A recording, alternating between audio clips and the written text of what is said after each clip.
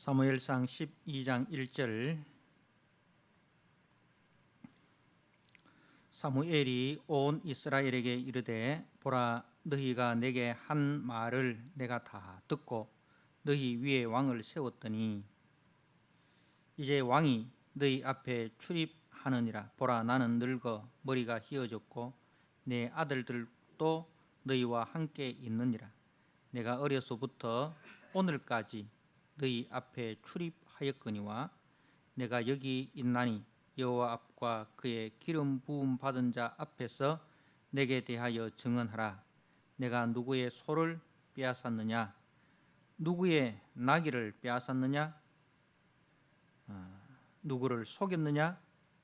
누구를 압제하였느냐? 내 눈을 흐리게 하는 뇌물을 누구의 손에서 받았느냐?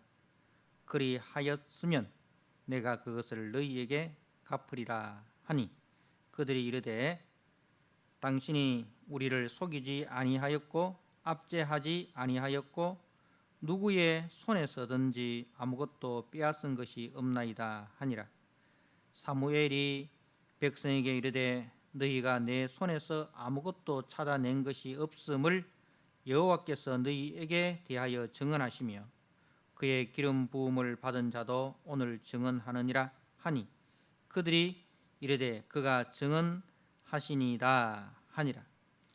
사무엘이 백성에게 이르되 모세와 아론을 세우시며 너희 조상들을 애굽 땅에서 인도하여 내신 이는 여호와시니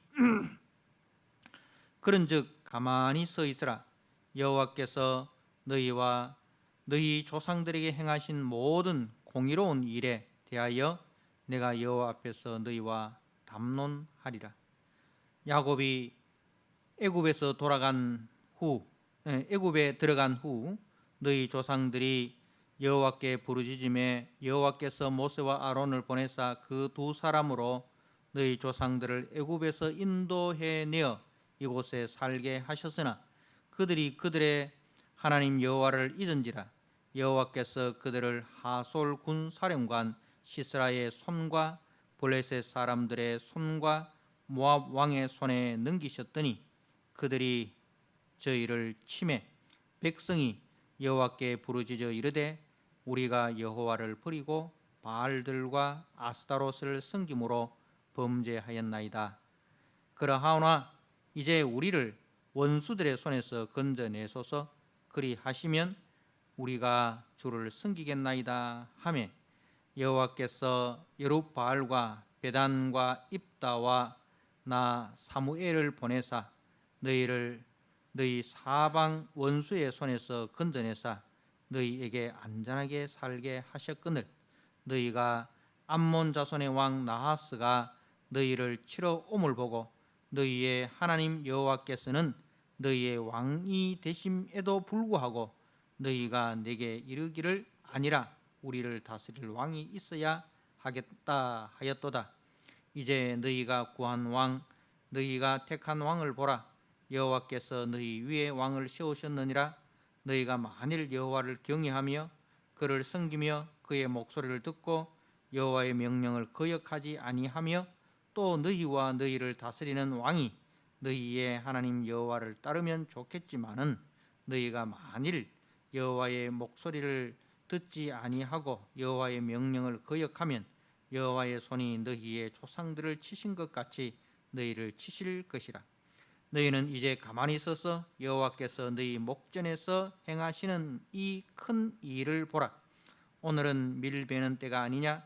내가 여호와께 아뢰리니 여호와께서 우레와 비를 보내사 너희가 왕을 구한 일 곧 여호와의 목전에서 범한 죄악이 큼을 너희에게 밝히 알게 하시리라. 이에 사무엘이 여호와께 아뢰매 여호와께서 그날에 우레와 비를 보내시니 모든 백성이 여호와와 사무엘을 크게 두려워하니라. 아멘.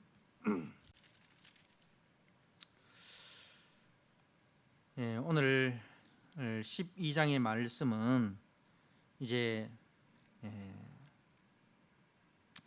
그 사울 왕이 암몬 족속들을 치고 승리를 거두고 그래서 이제 왕으로서 공식적으로 이제 취임을 백성들 앞에서 이제 취임을 하게 되고 이제 15절에 11장 15절에 모든 백성이 길갈로 가서 거기서 여호와 앞에서 사울을 왕으로 삼고 이렇게 이제 그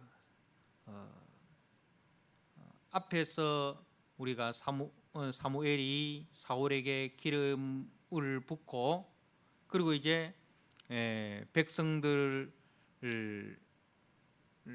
중에서 이제 제비를 뽑아서 사울을 공식적인 왕으로 이제 뽑혔음을 백성들에게 선포했지만은 이제 백성들 중에서는 사울을 따르는 자들도 있었고 또 사울을 따르지 않는 자들도 반대하는 자들도 있었습니다. 그러나 이제 암몬 자손들이 이제 침입을 했을 때에 이 암몬 자손과의 전투에서 사울이 대승을 거둠으로 이제 사울에 대해서 반대하는 자들이 이제 입을 다물게 되죠. 그리고 이제 길갈에서 사울을 공식적으로 왕으로 이렇게 취임을 하게 됩니다. 자, 그리고 이제 사무엘은 이제 사사로서의 그 업무, 사사는 나라가 위태로울 때 그 나라를 구하는 왕의 역할을 이제 감당하는 자인데 사무엘은 이제는 사사로서의 역할은 끝이 나고 이제 선지자로서 백성들 앞에서 중보자로서 기도하고 또 백성들을 하나님의 말씀으로 가르치는 이 일에 자신이 전념을 하겠다, 그렇게 선포를 합니다. 이제 그 23절 말씀에 나는 너희를 위하여 기도하기를 쉬는 죄를 여호와 앞에 결단코 범하지 아니하고 선하고 의로운 길을 너희에게 가르칠 것인즉, 이제 이게 이제 그 선지자의 사역이죠. 선지자는 하나님과 백성 사이에 중보자가 되고 그리고 하나님의 말씀을 백성들에게 가르치는 이제 선지자의 사역, 이게 이제 전념하겠다. 그런 이제 사무엘의 이임식이라 그렇게 할 수가 있습니다. 마지막 사사인 사무엘이 이제 사울의 왕권이 확립된 이후에 그 통치권을 왕에게 이임하면서 하는 설교가 오늘 12장의 말씀입니다.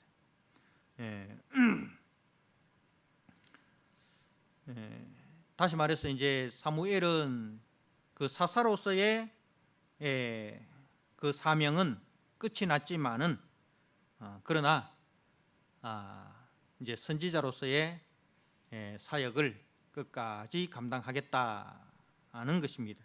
그래서 오늘 2절에 보니까 이제 왕이 너희 앞에 출입하느니라 보라 나는 늙어 머리가 휘어졌고 내 아들들도 너희와 함께 있느니라 내가 어려서부터 오늘까지 너희 앞에서 출입하였거니와. 그러니까 지금 이제 사무엘이 어려서부터 우리가 사무엘상 앞에서 보니까 사무엘이 젖되는 나이에서부터 이제 어머니 가정을 떠나서 성전에서 이제 봉사하는 것을 우리가 봅니다, 그죠? 그때부터 시작해서 지금까지 이 머리가 휘어 늙은 나이가 되기까지 이 백성들 앞에서 출입을 하였다. 어떻게 보면 이제 우리가 어려서부터 늙을 때까지 자신이 사사로서 그 사명을 잘 감당했기 때문에 이제는 더 이상 이제 사역을 그만두어도 될 터인데, 그런데 아직 자기에게는 사명이 남아 있다는 것을 이야기를 합니다. 그래서 이제 어떻게 보면 그 모든 권리는 다 내려놓고 내가 책임은 다 하겠다, 뭐 그런 의미로도 우리가 받아들일 수 있겠죠. 사무엘이 이제 지도자로서의 어떤 그 권리는 다 내려놓고 내가 끝까지 이 백성들을 위해서 봉사하는 그 섬김의 자리를 나는 지켜 나가겠다, 그런 이제 의미로 우리가 받아들일 수 있습니다. 그래서 이제 우리가 교회에서는 이제 목사도 70이 되면 은퇴고, 장로나 또 안수 집사나 권사나 중직자들은 다 이제 70이 되면 다 은퇴입니다. 그 은퇴가 되면 이제 내 할 일은 다 끝났구나, 우리가 그렇게 이제 생각을 할 수가 있겠죠. 그런데 그 중직자로서의 그 일은 끝이 났지만은, 그러나 주님 앞에서는 그날까지 우리가 교회와 하나님 앞에서 섬기는 일은 어느 자리에서든지 어떤 역할이든지 간에 우리가 섬기는 일은 계속 되어야 된다는 것을 우리는 기억을 해야 됩니다. 그래서 사무엘은 기도하는, 내가 이스라엘과 그 백성을 위해서 기도하기를 쉬는 죄를 범하지 않겠다. 그러니까 이제 하나님과 백성들 앞에서 그 중보자로서 그 사명을 내가 끝까지 감당하겠다. 그리고 또 이제 그 원로로서 백성들에게 의로운 길로 인도하는, 하나님의 말씀을 가르치고 의로운 길로 인도하는 그 일에 내가 주님 앞에서는 그날까지 잘 감당하겠다. 그것은 무엇입니까? 이제 백성의 본이 되는, 끝까지 백성의 본이 되는 그 삶을 살겠다, 그런 뜻이죠. 그러니 우리가 뭐 직분의 은퇴는 있지만은 사명의 은퇴는 없다는 것을 우리가 기억을 해야 됩니다. 그래서 우리가 목사라는 직분, 장로라는 직분, 안수 집사라는 직분, 권사라는 직분은 70이 되면 은퇴지만은, 그러나 우리가 교회를 위해서 기도하고 또 교회를 섬기고 또 후배들에게 선한 본을 보이는 그 일에 있어서는 우리가 주님 앞에 서는 그날까지 우리의 사명이다, 나의 사명이다, 그렇게 우리가 생각을 해야 됩니다. 자, 그리고 이제 1절에서 5절까지는 사무엘이 자신의 사역을 이제 회고합니다. 특별히 이제 3절에 내가 여기 있나니 여호와 앞과 그의 기름 부음 받은 자 앞에서 내게 대하여 증언하라. 내가 누구의 소를 빼앗았느냐, 누구의 나귀를 빼앗았느냐, 누구를 속였느냐, 누구를 압제하였느냐, 내 눈을 흐리게 하는 뇌물을 누구의 손에서 받았느냐. 자, 이제 사무엘이 어려서부터 지금 그 늙어 머리가 희기까지 이 사사로서 또 제사장으로서 선지자로서 사역을 하는 동안에 부당한 그런 이익을 취한 적이 있느냐, 또 자기 어떤 그 권력을 남용해서 약한 자들을 짓밟은 적이 있느냐? 재판을 할 때에 뇌물을 받고 불이하게 한 적이 있느냐? 이제 그 이야기를 합니다. 이제 이 말씀은 우리가 앞에 이제 사무엘이 백성들이 이제 왕을 달라고 했을 때에 그 너희들이 세우고자 하는 인간왕을 세웠을 때에 어떤 일이 벌어지느냐? 왕의 제도는 이러하니라. 이렇게 해서 세상 왕의 모습과는 정반대가 되는 모습을 보여줍니다. 세상 왕의 모습은 우리가 8장에 보면 8장 11절에 이르되 너희를 다스릴 왕의 제도는 이러하니라.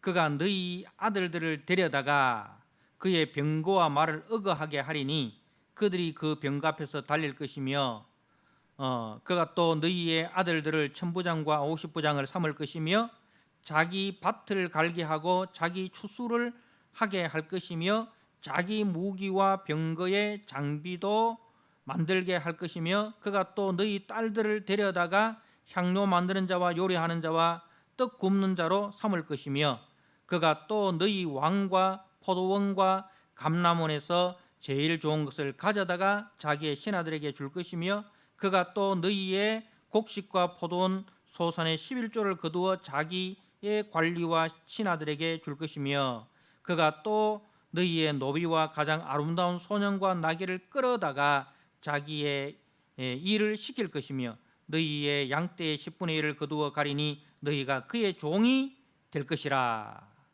자, 이제 백성들이 인간 왕을 요구합니다. 그죠? 거기에 대해서 만약에 너희들이 원하는 인간 왕을 세웠을 때에 그 인간 왕이 너희들에게 행할 짓거리가 바로 이런 짓거리다. 그 이야기를 합니다. 자, 그런데 사무엘은 어려서부터 지금까지 이제 이스라엘을 다스리면서 한 번도 앞에 8장에서 세상 왕이 하는 일을, 그죠? 세상 왕이 하는 일을 한 번도 한 적이 없습니다. 그죠? 한 번도 한 적이 없습니다. 오히려 어떻게 했습니까? 백성을 섬기는 자, 백성을 위해서 자신을 헌신하는 자로 살았다는 것입니다. 이것이 세상 나라와 하나님 나라의 차이입니다. 세상 왕은 앞에서 보니까 계속 자기라는 말이 계속 나오잖아요. 그죠? 자기를 위하여, 자기를 위하여, 자기를. 세상 왕은 철저하게 힘 있는 사람 중심이 되는 거예요. 힘 있는 사람이 중심이 되는 겁니다. 그러나 하나님 나라는 어떤 나라입니까? 힘 있는 자가 약한 자를 섬기는, 그것이 하나님 나라의 특징이다. 그럼 교회는 어떤 것이냐? 교회는 하나님 나라의 그림자입니다. 그죠? 교회는 하나님의 백성이 모인 곳입니다. 완전하지는 않지만은 하나님 나라를 사모하며 또 하나님 나라의 통치를 받기 위해서 모인 곳이 교회입니다. 그러면 교회는 어떤 곳이 되어야 됩니까? 교회는 세상에 지배하고자 하는 그런 가치로 통치하는 것이 아니라 교회는 하나님 나라의 가치, 가진 자가 없는 자를 배려하고 힘 있는 자가 힘 없는 자를 섬기고 또 약한 자는 강한 자를 존중하고 이게 이제 하나님 나라의 가치고 원리다는 겁니다. 자, 그래서 우리가 오늘 본문을 통해서 세상 왕과 하나님 나라의 그 차이점을 우리가 볼 수가 있습니다. 그러니까 사무엘은 한마디로 본이 되는 삶을 살았습니다. 그죠? 한마디로 그 본이 되는 삶. 그래서 이런 삶이 있었기에 그 사무엘의 권면은 권위가 있는 겁니다. 이런 삶을 살았기 때문에 사무엘의 권면이 권위가 있는 거예요. 만약에 사무엘이 그렇게 살지 않았다면, 그렇게 살지 않고 권면을 했다면 백성들이 뭐라 하겠습니까? 니나 잘하세요. 니나 잘하세요. 그렇게 하지 않겠습니까? 네. 그래서 본이 되는 삶이 없으면 그 권면은 잔소리가 되고 울리는 꽹과리가 되는 것입니다. 그래서 바울도 이제 고린도 교회를 향해서 내가 그리스도를 본받은 것처럼 너희는 나를 본받으라 그렇게 이야기를 했고, 또 사도행전 20장 33절 이하에도 에베소 교회를 떠나면서 에베소 교회 장로들을 불러서 또 그렇게 말씀하는 것을 봅니다. 우리가 사도행전 20장 33절 34절 말씀을 제가 한번 읽어드립니다.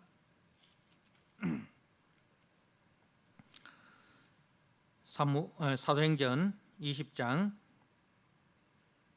33절입니다. 내가 아무의 은이나 금이나 의복을 탐하지 아니하였고 여러분이 아는 바와 같이 이 손으로 나와 내 동행들이 쓰는 것을 충당하여 범사에 여러분에게 모본을 보여준 바와 같이 이렇게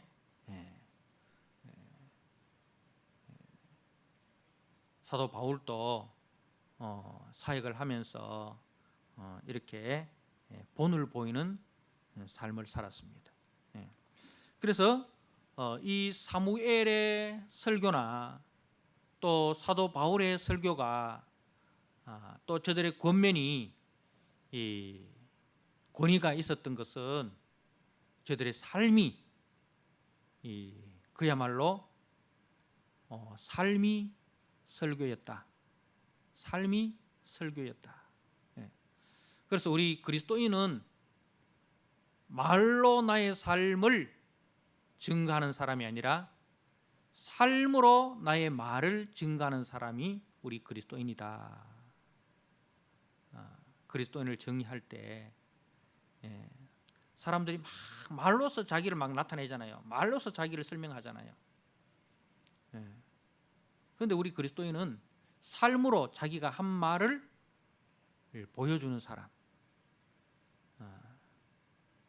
그것이 우리 그리스도인이라는 것입니다. 그렇게 할 때에 우리가 세상 속에서 영향력 있는 사람이 되는 것이죠.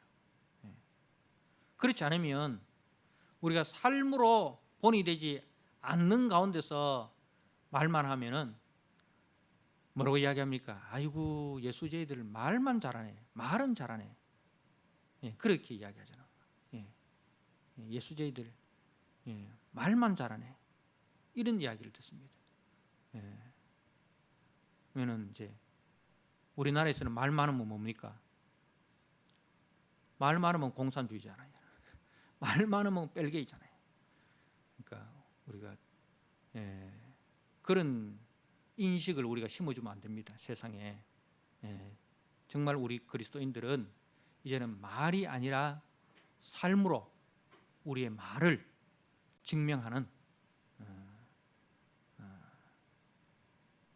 우리 직장에서나 우리 이웃들 속에서나 그렇게 인식이 되어지는, 그렇게 할 때에 교회의 권위가 있는 거예요. 그래서 이제 오늘날과 같이 이렇게 코로나로 힘든 시기를 우리가 겪고 있는데, 이런 때에 정말 교회가 해야 될 일은 바로 이런 일이 아닌가. 이런 일이 아닌가.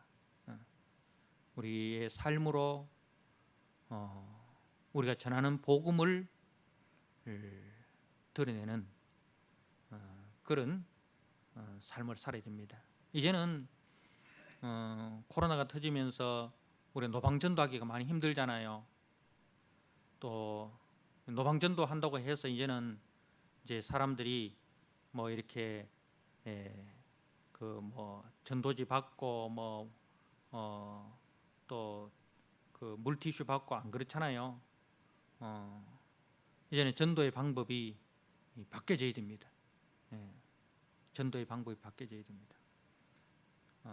뭐 서울역이나 뭐 이런 복잡한 데서 그 마이크 잡고 예수천당 불신지옥 하고 아파트 다니면서 문 두드려 가면서 이렇게 전도지 이렇게 돌리고 이제는 그런 방법이 아니라 정말 나와 관계하는 사람들, 나와 관계하는 사람들 속에 선한 영향력을 우리가 끼쳐야 됩니다.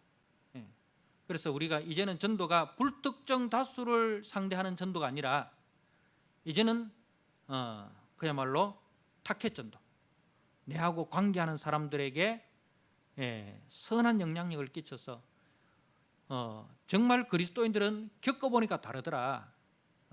교회 다니는 사람들은, 예수 믿는 사람들은 매스컴에서 그렇게 떠드는 거 하고 내가 직접 겪어보니까 다르더라. 진짜 예수 믿는 사람들은 정직하고 진실하고 자기가 손해보면서도 다른 사람을 배려하고 다른 사람을 인격적으로 존중하고 말 한마디를 하더라도 상대방에게 위로가 되는 말을 하고 상대방에게 덕이 되는 말을 하고 그 매스컴에서 뭐 교회가 어떻니 저떻니 가는데 아니더라. 직접 내가 겪어보니까 진짜 예수 믿는 사람들은 우리 수준 이상, 우리가 생각하는 것 이상 이더라. 그런 이제 모습을 우리가 보여야 됩니다. 사무엘의 이임 설교가 백성들에게 권위가 있었던 것은 그 삶이 바탕이 되었기 때문에 그렇던 거예요. 마찬가지로 바울 또한 마찬가지죠. 그래서 오늘 여기 모인 우리 이제 성도님들 뭐 몇 분 빼고는 다 연세가 이제 60 다 중반 이렇게 넘어가시고 하시는데 정말 우리 후배들에게 좋은 믿음의 선배로서 선한 영향력을 끼치시고 우리가 직분에서는 은퇴를 했지만은 정말 우리의 삶의 자리에서 우리 이 후배들에게 선한 영향력을 끼치고 본이 되는 그래서 아름다운 전통을 우리가 세워가는 그런 교회 되기를 주님의 이름으로 부탁을 드립니다. 그리고 이제 6절에서 18절까지는 이제 1절에서 5절까지가 이제 사무엘의 사역을 회고했다면 6절에서 18절까지는 하나님께서 이스라엘 백성들을 위해서 행하신 큰 일에 대해서 말씀을 하고 있습니다. 하나님께서 이스라엘 백성들에게 어떻게 행하셨는가, 하나님께서 이스라엘 백성들을 어떻게 사랑하셨는가, 그걸 가지고 우리는 뭐라고 이야기합니까? 은혜라고 합니다. 은혜. 이걸 가지고 하나님의 큰 일이라 그렇게 성경은 말씀을 하는데 하나님의 큰 일, 이것을 줄이면은 하나님의 은혜입니다. 하나님께서 우리에게 베푸신 은혜를 이제 사무엘이 회상을 시킵니다. 자, 실제로 보니까 그런즉 가만히 서 있으라. 여호와께서 너희와 너희 조상들에게 행하신 모든 공의로운 일에 대하여 내가 여호와 앞에서 너희와 담론하리라. 그래서 이제 8절에는 이제 야곱이 애굽에 들어간 후, 그러니까 애굽에서 400년 종살이 할 때, 400년 동안 종살이 할 때 하나님께서 너희 조상들의 그 부르짖음을 듣고 그 고통의 부르짖음을 듣고 하나님께서 모세와 아론을 보내 가지고 애굽에서 인도해내고 그리고 이 가나안 땅으로 인도하여 여기서 기업을 주셔서 살게 해 주셨다. 그러니까 짧은 내용이지만은 이제 출애굽에서부터 이제 그 가나안 정착까지, 자 그리고 이제 가나안에 살게 했는데, 그런데 이스라엘은 어떻게 반응했습니까? 9절에 그들이 그들의 하나님 여호와를 잊은지라. 하나님은 우리에게 무한한 사랑과 은혜를 베푸셨는데 우리는 그 하나님의 무한한 사랑과 은혜 앞에 어떻게 했습니까? 잊어버린, 망각. 망각. 하나님의 은혜를 망각합니다. 자, 하나님의 은혜를 망각하니 뭘 따라가게 됩니까? 세상을 따라가게 됩니다. 우상을 섬기게 됩니다. 하나님의 말씀을 따라고 우상을 섬기고 세상을 따라가게 됩니다. 그래서 하나님께서 징계를 내리시죠.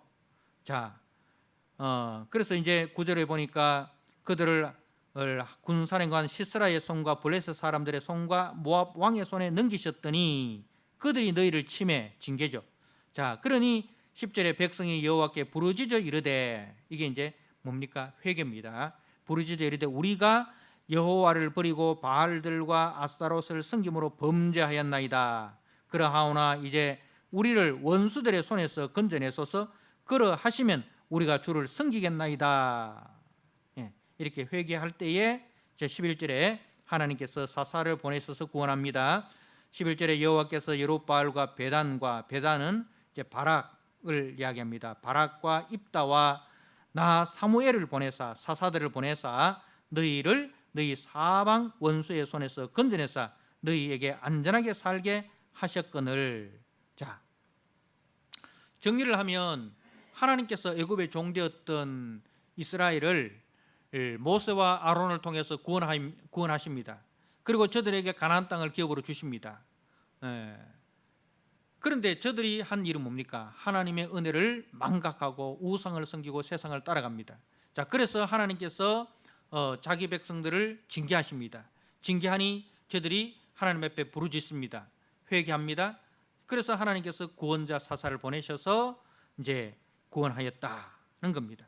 자, 그리고 오늘 이제 12절에 너희가 암몬 자손의 왕 나하스가 너희를 치러 옴을 보고 너희의 하나님 여호와께서는 너희의 왕이 되심에도 불구하고 너희가 내게 이르기를 아니라 우리를 다스릴 왕이 있어야 하겠다 하였도다. 자, 지금 암몬 자손 나하스가 너희를 치러 왔을 때에 하나님이 너희의 왕으로서 너희들을 지키고 너희들을 보호해 주셨다. 자, 그럼에도 불구하고 너희들은 그 하나님의 왕 되심을 거부하고 인간 왕을 요구하고 있다. 그러니까 지금 앞에서는 너희 조상들이 한 일이고 지금 이 12절 말씀은 지금 너희들이 하는 일이다 이 말입니다. 우리는 우리 조상들과 다릅니다. 아니, 너희들도 너희 조상들과 똑같다. 그런 것을 이제 이야기를 합니다. 자, 그러면서 이제 13절에 이제 너희가 구한 왕, 너희가 택한 왕을 보라. 여호와께서 너희 위에 왕을 세우셨느니라. 자, 14절 너희가 만일 여호와를 경외하며 그를 섬기며 그의 목소리를 듣고 여호와의 명령을 거역하지 아니하며 또 너희와 너희를 다스리는 왕이 너희의 하나님 여호와를 따르면 좋겠지만은 너희가 만일 여호와의 목소리를 듣지 아니하고 여호와의 명령을 거역하면 여호와의 손이 너희의 조상들을 치신 것과 같이 너희를 치실 것이라. 자, 너희들이 하나님을 버리고 인간왕을 택했기 때문에 만약에 너희와 인간왕이 잘못하면 하나님께서 어떻게 하신다? 여호와의 손이 너희 조상들을 친 것처럼 너희를 치실 것이다. 거기에 대해서 책임은 너희들이 져야 된다 이 말입니다. 왜? 너희들이 선택했기 때문에. 자, 그런데요, 하나님께서 다윗에게는 다르게 이야기하십니다. 사무엘하 7장에서 하나님께서 다윗과 언약을 맺으실 때는 다르게 이야기하십니다. 하나님께서 절대로 다윗과 그 자손을 버리지 아니하시겠다. 그들의 죄에 대해서 그들에게 돌리지 아니하시겠다. 그렇게 이야기합니다. 왜 그럴까요? 왜 그럴까요? 사울은 저들이 요구한 왕입니다. 저들이 택한 왕입니다. 그런데 다윗은 누가 택하였습니까? 다윗은 하나님이 택하셨습니다. 그래서 다윗이 잘못을 해도 누가 책임집니까? 하나님이 다윗을 택했기 때문에 하나님이 책임진다는 거예요. 사울은 백성들이 택했기 때문에 백성들이 책임을 져야 된다는 거예요. 마찬가지로 이게요, 구원에 있어서도 마찬가지입니다. 이것이 얼마나 은혜로운 말인지요. 여러분, 우리가 어떻게 구원을 받았습니까? 우리가 하나님을 택했습니까? 하나님이 우리를 택했습니까? 하나님이 우리를 택하셨습니다. 그죠? 네. 그렇기 때문에 우리가 잘못해도 책임을 우리에게 묻지 않으시고 누가 책임져 주시는 거예요? 하나님이 책임지고 우리를 인도해 내시겠다는 거죠. 천국 가는 그날까지 우리가 잘못해도 그 책임을 우리에게 돌리지 않고 하나님이 책임지고 우리를 천국까지 인도하시겠다. 이게 은혜입니다. 그래서 구원에 있어서 우리가 하나님을 택한 것이 아니라 하나님이 우리를 택하여 주셨다는 것이 얼마나 큰 은혜인지요. 얼마나 큰 은혜인지요. 자, 그러면 우리가 이 은혜를 받았으면 어떻게 해야 되겠습니까? 야, 뭐 그러면 우리가 죄지도 하나님 책임져 주고 뭐 우리를 천국까지 인도한다며 또 이래 가지고 마음대로 우리 살면 됩니까? 안 됩니까? 그럼 변망덕이죠. 그건 변망덕이죠. 야, 하나님께서 우리를 택하셔서 우리가 잘못해도 그 잘못을 우리에게 돌리지 않고 하나님이 책임지시고 하나님이 끝까지 우리를 천국까지 인도해 주신다니, 이 얼마나 감사한 일인가. 그러면 진짜 인간이라면, 진짜 은혜를 아는 인간이라면 어떻게 하겠습니까? 그 하나님의 은혜에 감사하고, 그죠? 그 하나님의 은혜에 대해서 우리가 찬양하고 그 은혜를 우리가 드러내는 삶을 살기 위해서 우리가 몸부림쳐야 되지 않겠습니까? 그죠? 그 은혜에 감사해서 우리가 우리의 마음을 드리고 우리의 몸을 드리고 우리의 모든 것을 드려서 우리가 하나님을 섬기는 그런 삶이 되어야 합니다. 그래서 16절에 너희는 이제 가만히 있어서 여호와께서 너희 목전에서 행하신 이 큰 일을 보라 하고 이제 오늘을 밀베는 때가 아니냐, 금기란 말입니다. 비가 오지 않는 금기인데요. 자, 그런데 사무엘이 하나님 앞에 아뢰니 이제 18절에 그날에 우레와 비를 보내시니 이 모든 백성이 여호와 앞에 여호와와 사무엘을 크게 두려워하니라. 크게 두려워하니라. 이 말은 사무엘의 말이 진실임을 하나님이 확정해 주시는 거예요. 사무엘의 말이 진실하다는 것을 이제 확정해 주는 것입니다. 자, 여러분, 여호와와 사무엘을 크게 두려워하면 어떻게 해야 되겠습니까? 지금이라도 자신들의 왕 세운 것을 회개하고 하나님만이 우리의 왕입니다 이렇게 돌아와야 되는데, 두려워하면서도 돌아오지 않는 것, 이게 참 인간입니다.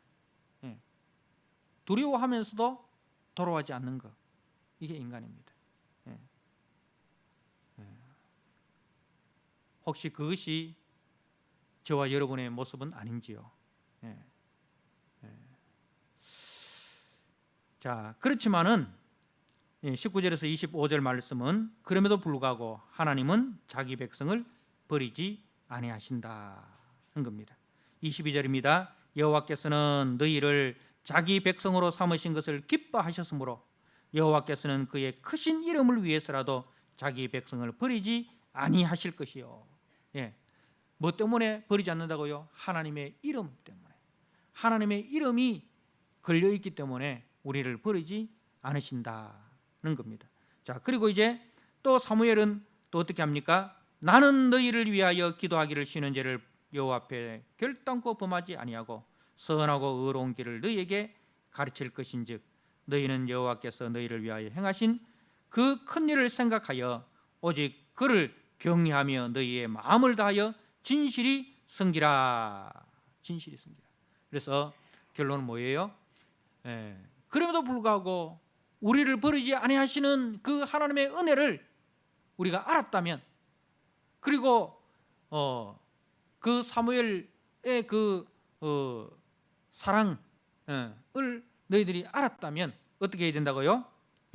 오직 그를 경외하며 너희의 마음을 다하여 진실히 섬기라. 우리가 하나님의 은혜를 알았다면 어떻게 해야 되겠습니까?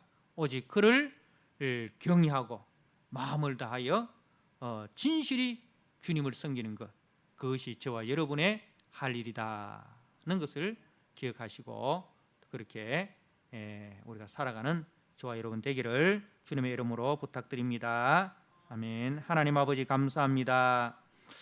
오늘 사무엘의 이임 설교를 통하여 정말 사무엘이 백성들 앞에서 어떻게 지금까지 살아왔으며, 또 우리 하나님께서 출애굽에서부터 지금까지 어떻게 이스라엘을 사랑하셨는지 그 하나님의 만극하신 은혜에 대하여 들었습니다.